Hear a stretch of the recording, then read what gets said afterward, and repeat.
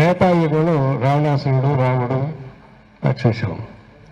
అప్పుడు రావణుడు విలన్, ఇప్పుడు కలియుగం రావణుడు హీరో చేశారు. నేను అతని వీడియో చూశాను. అతను స్పష్టంగా చెప్పాడు. చెప్తూ పవన్ ఏం చెప్పాడో అదే డైలాగులే అచ్చు తప్పు లేకుండా చెప్పాడు.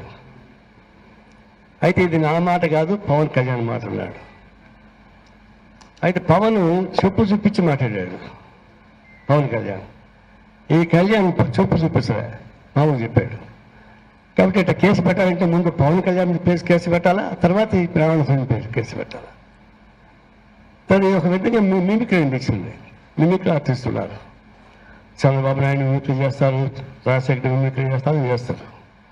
ఈరోజు మిమిక్రీ చేశాడు పవన్ కళ్యాణ్ని. దాని మీద కేసు పెడతారా?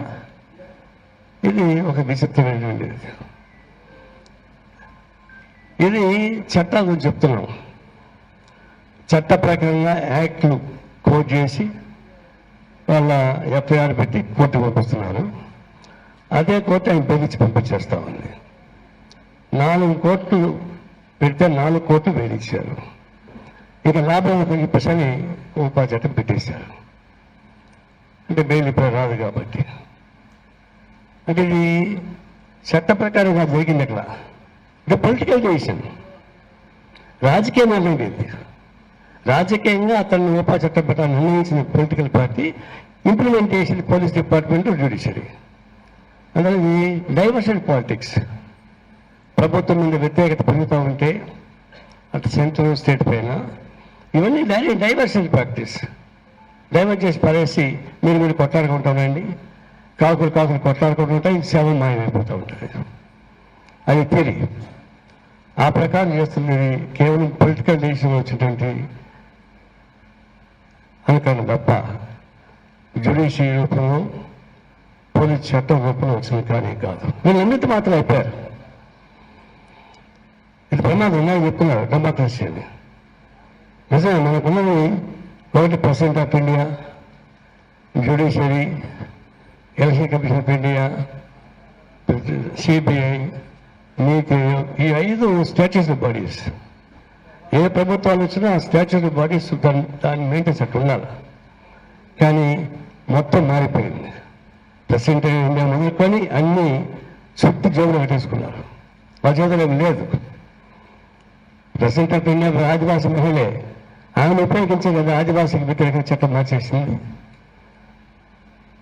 సుప్రీంకోర్టు జడ్జెస్ తీర్పునిచ్చారు. ఒకళ్ళు మన గవర్నర్గా ఉన్నాడు, ఒకడేమో రాజ్యసభలో ఉన్నాడు. మన రిటైర్డ్ అయిపోయాలే అంటే ఇంకా చాలా వస్తూ ఉన్నారు.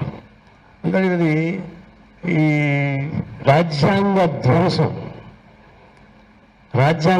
వెబ్సైట్ వల్ల కాదు, వరవరావు వల్ల కాదు, పురాణం వల్ల కాదు. రాజ్యాంగ ధ్వంసం కేవలం మన ప్రధానమంత్రి మోడీ నాయకత్వాన్ని రాజ్యాంగం ధ్వంసం చేస్తూ ఉన్నారు, ఇంకొకళ్ళు కాదు. అందులో ఇవన్నీ మారిపోతూ ఉంటాయి. హైదరాబాద్ మీద కేసులు పెట్టేస్తూ ఉన్నారు. అదొక పని జరుగుతూ ఉంది. ఇక్కడ ఆంధ్రప్రదేశ్ ఎందుకు ఓవరాక్షన్? కానీ ఇక్కడ సమస్య ఏంటంటే ఆంధ్రప్రదేశ్లో పవన్ కళ్యాణ్ని విమర్శించాడు. చంద్రబాబుని విమర్శించినా ఆయన నేర్చుకునేవాడేమో,